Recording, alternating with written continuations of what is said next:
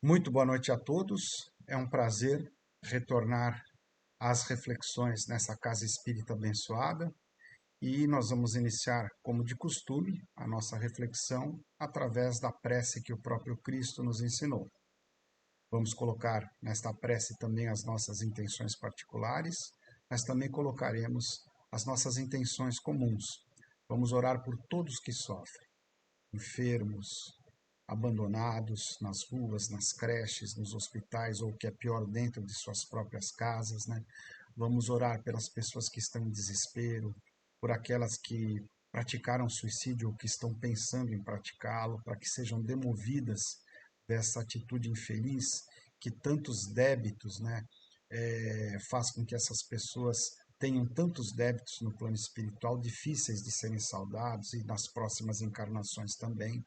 Vamos orar pelo movimento espírita no Brasil e no mundo, para que jamais desista da sua fé, da sua esperança, da sua praxis efetiva da caridade, como alicerces da transformação do nosso mundo, da transição planetária que está acontecendo, de um mundo de provas e expiações para um mundo de regeneração. Que a nossa confiança em Cristo, em Deus, na providência divina, jamais se abale diante das dificuldades.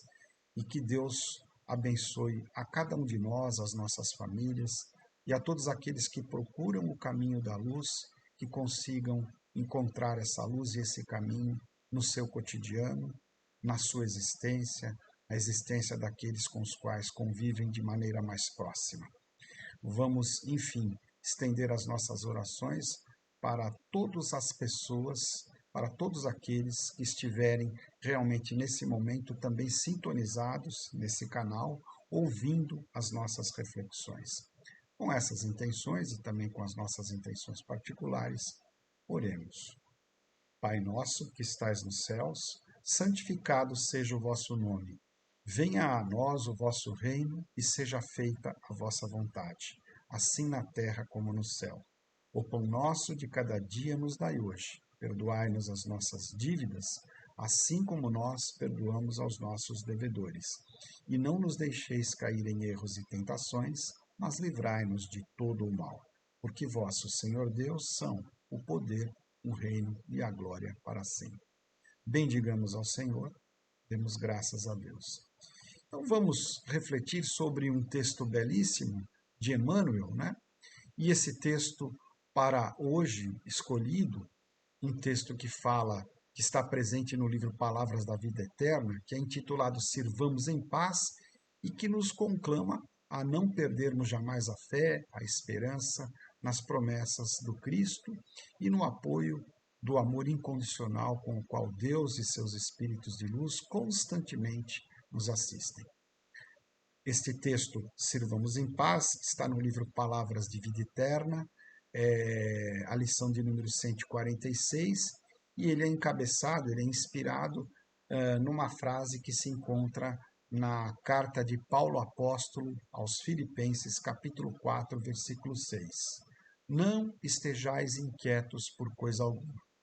Diz-nos Emmanuel: quase que em toda parte encontramos pessoas agoniadas, sem motivo ou exaustas, sem razão aparente. Transitam nos consultórios médicos, recorrem a casas religiosas, suplicando prodígios, isolam-se na inutilidade, choram de tédio. Confessam desconhecer a causa dos males que as assoberbam, clamam infundadamente contra o meio em que vivem e fazem isso comumente, via de regra, ao invés de situarem a mente no caminho natural da evolução, e atiram-na, a mente, aos despenhadeiros da margem. Que a terra hospeda multidões de companheiros endividados, tanto quanto nós mesmos, todos sabemos. A imprensa vulgar talha colunas e colunas dedicadas à tragédia. Certas publicações cultivam o hábito de instilar a delinquência. Conflitos explodem insuflando a rebeldia dessa ou daquela camada social. Profetas do pessimismo adiantam escuras previsões.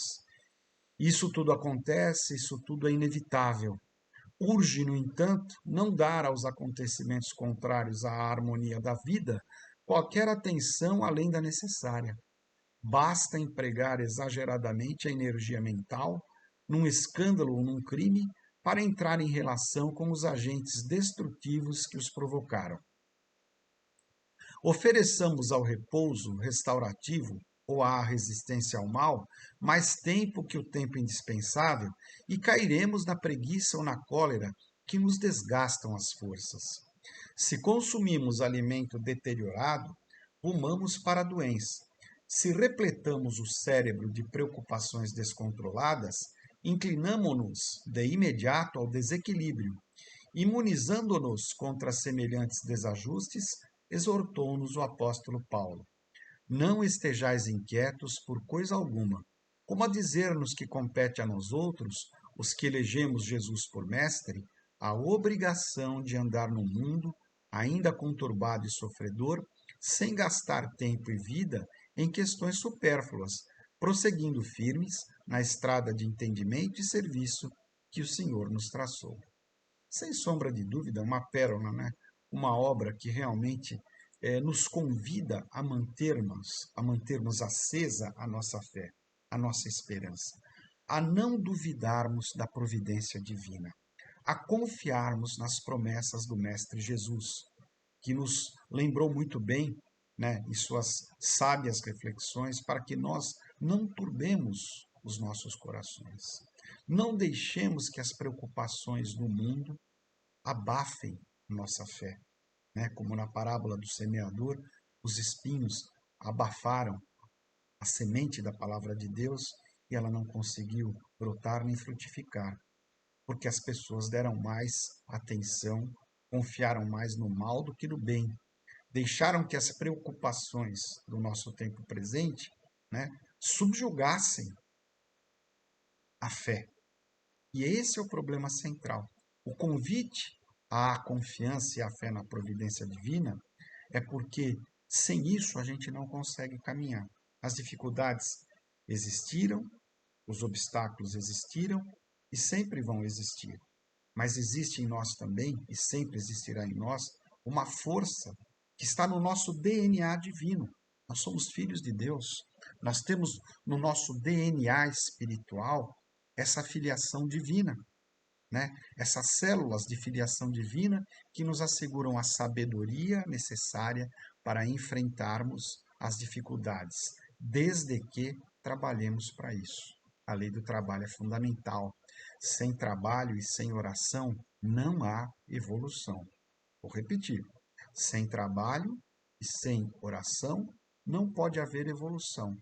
O trabalho vai nos assegurando, né, a intimidade com os espíritos de luz, a atração, o concurso desses bons espíritos, para que através desse concurso nós consigamos equilibrar a nós mesmos, em primeiro lugar, e ajudar a equilibrar os outros nossos irmãos que estão muitas vezes sem esperança, desesperados, desiludidos, né?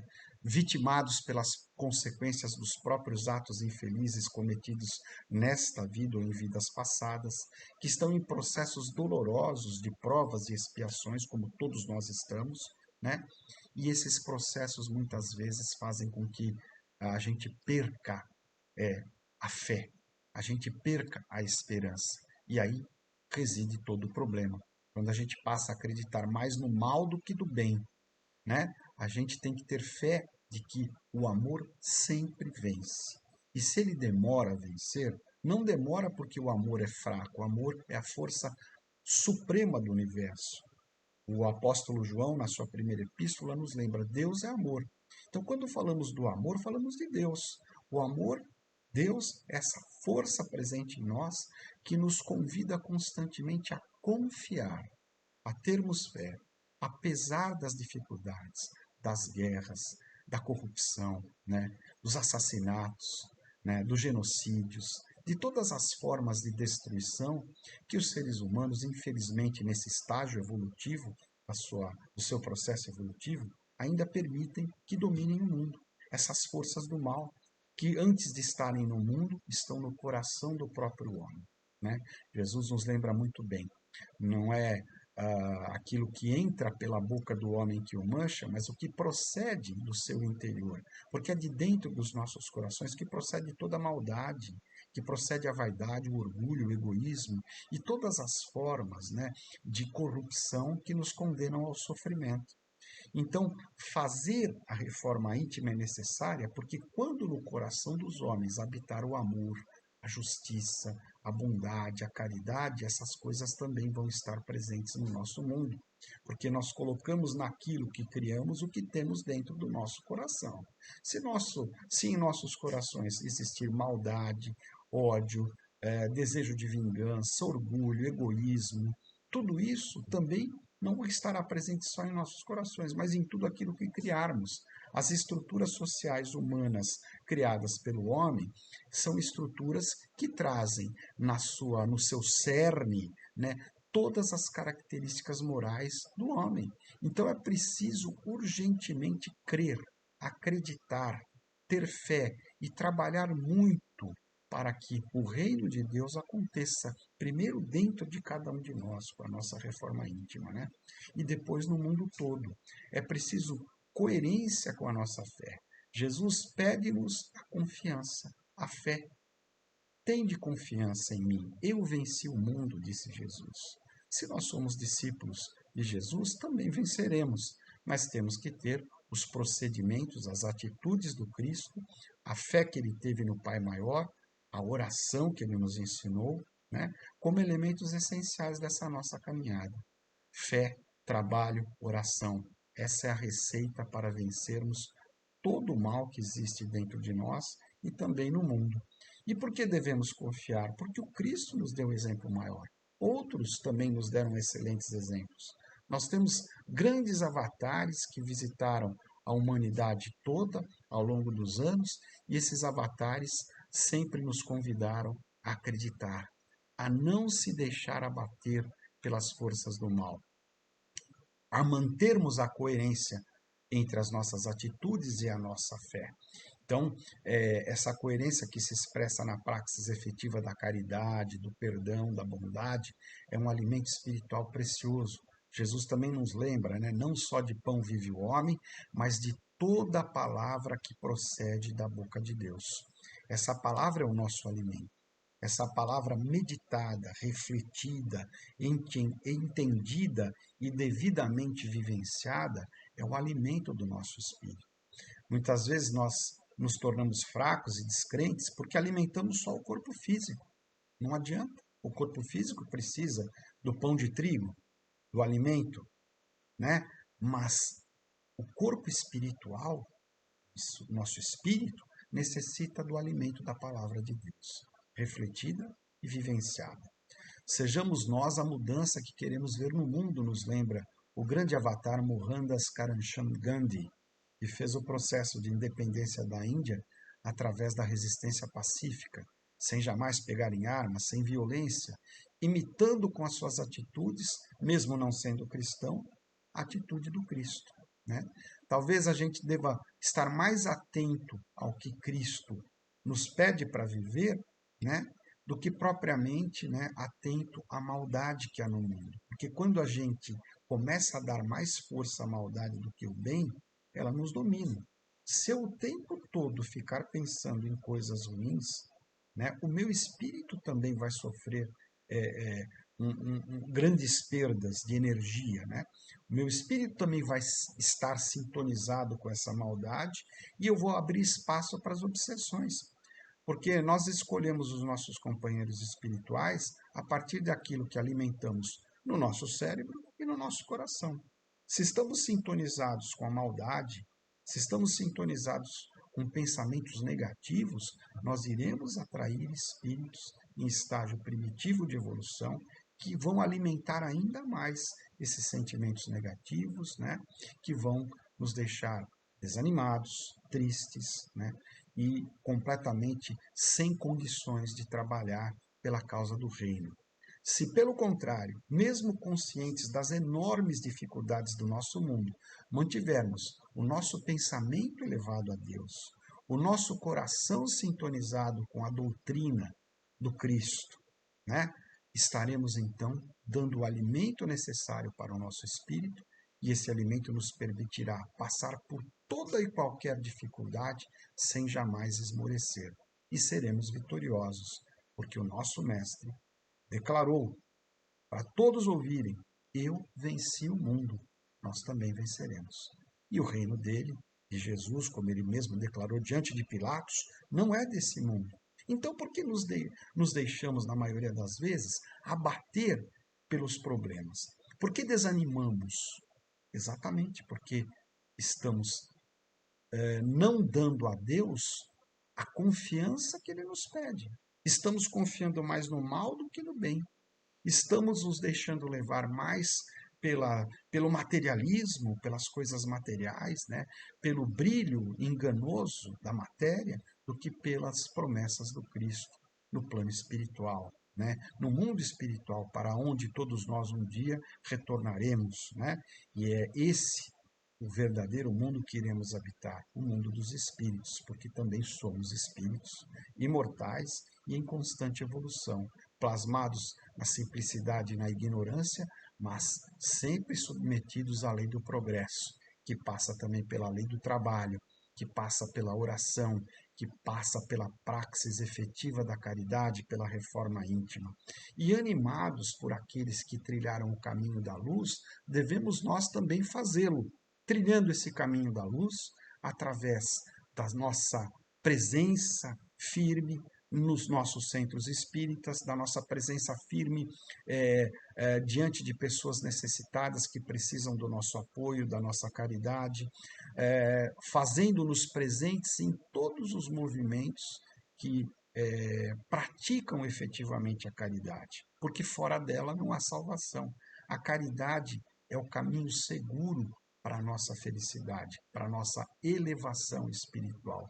Temos que crer nisso, temos que acreditar nisso e sempre buscarmos aí na praxis efetiva da caridade a força necessária para vencermos as nossas limitações morais, as nossas limitações espirituais, né? Para vencermos as nossas más tendências e inclinações, porque é na caridade que a gente encontra essa força vigorosa para superar os nossos próprios erros, para superarmos as nossas próprias limitações, para superarmos, né, tudo aquilo que nos afasta de Deus e de uma convivência fraterna com os nossos irmãos. E Emmanuel, né, que também tem uma grande obra muito bem dirigida através do nosso querido Chico Xavier, também faz-nos uma lembrança muito boa a respeito desse tema, num texto intitulado Página de Fé. Esse texto se encontra no livro Companheiro e eu faço questão de agora reproduzi-lo aqui para nós nessa reflexão abençoada desta noite, né? Páginas de Fé é o nome do texto, do livro Companheiro, de autoria de Emmanuel, na psicografia feita através das mãos abençoadas do nosso querido Francisco Cândido Xavier. Vamos ouvir com atenção e meditarmos também sobre esse texto. Ouve, amigo, quem quer que sejas, onde estiveres e com quem estiveres, tenha sofrido graves equívocos ou cometido muitos erros, estejas sob fadiga após haver carregado pesadas tribulações, suportes essa ou aquela enfermidade, permaneça no cerco de rudes aflições, vivas em abandono por parte daqueles a quem mais ames, hajas experimentado desilusões ou agravos que jamais aguardastes, caminhos no cipoal de tremendas dificuldades, anseies por afeições que nunca tiveste, suspire por ideais cuja realização te pareça remota, lastimes prejuízos com os quais não contavas, trabalhos sob injúrias e perseguições que te envenenam as horas, sirvas sob incompreensões ou pedradas, ou chores a perda de entes queridos ante a visitação da morte. Sejam quais forem os impedimentos ou provações que te assinalem a vida, asserena o espírito na fé viva e permanece na tarefa que te foi reservada.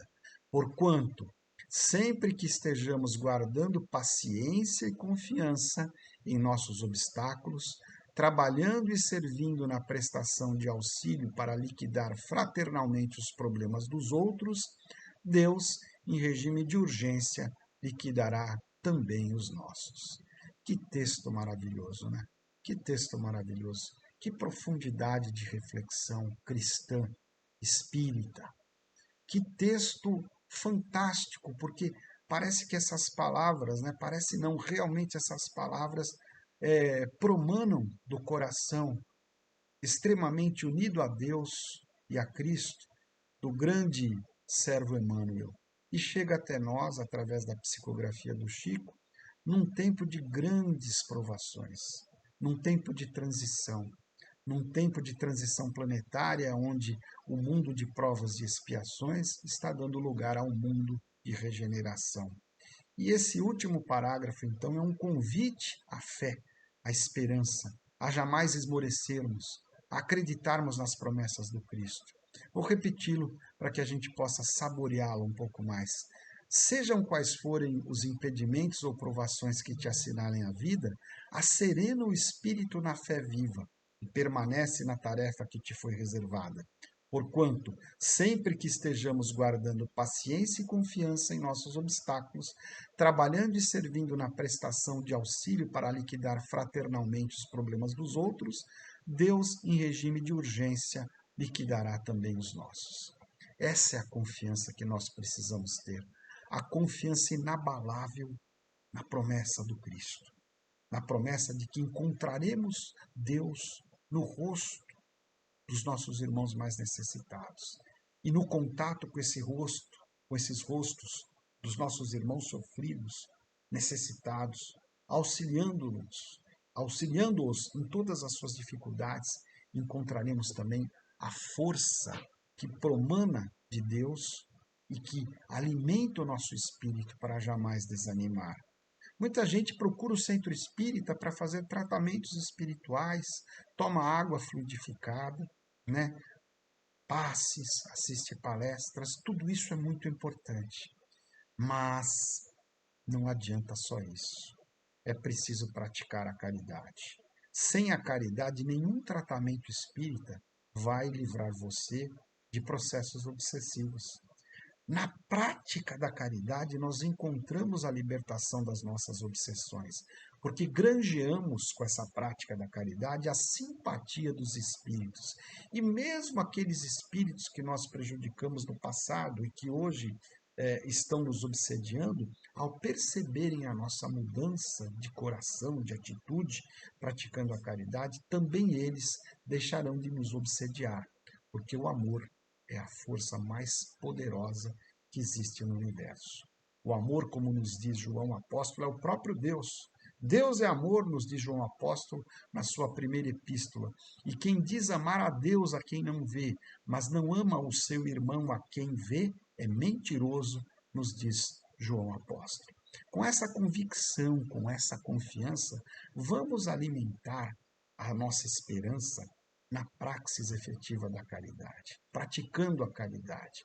Cada irmão que recebe o nosso auxílio nos dá muito mais do que recebe, nos dá a energia necessária para alimentarmos o nosso espírito, e o nosso espírito alimentado por essa energia benéfica que emana de um coração agradecido, de uma pessoa, de um ser humano ao ser ajudado, essa energia é o alimento que a gente precisa para jamais desanimar, para não nos deixarmos levar pelos sentimentos negativos que nos afastam de uma convivência fraterna com os nossos irmãos e de uma convivência feliz com o nosso Pai maior, misericordioso, justo, fraterno, que jamais desiste de nós, que sempre nos perdoa e que nos assegura que, se nós trilharmos o caminho da luz e do amor, chegaremos a participar do seu reino.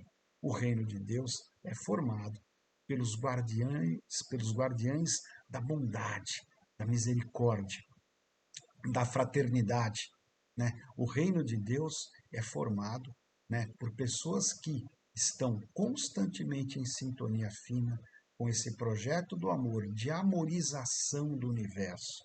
Um neologismo que a gente cria nesse momento, né, para externar a convicção plena, que não é minha, mas é de todos os espíritos de luz, de que amando encontraremos a nossa redenção.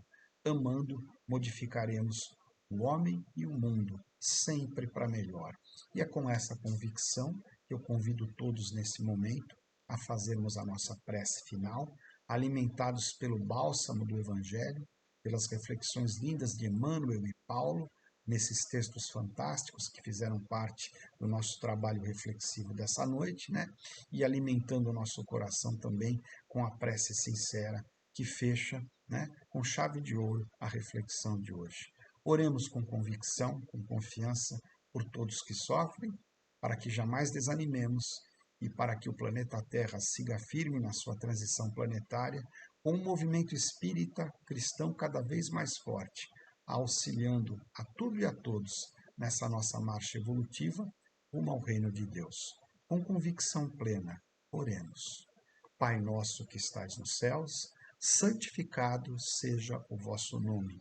Venha a nós o vosso reino e seja feita a vossa vontade, assim na terra como no céu. O pão nosso de cada dia nos dai hoje. Perdoai-nos as nossas dívidas, assim como nós perdoamos aos nossos devedores. E não nos deixeis cair em erros e tentações, mas livrai-nos de todo o mal. Porque vosso, Senhor Deus, são o poder, o reino e a glória para sempre. Bendigamos ao Senhor, demos graças a Deus. Uma noite abençoada a todos, um final de semana rico de alegria, de amor e de paz para todos nós. Estejam sempre com Deus. Um abraço fraternal, carinhoso em todos vocês.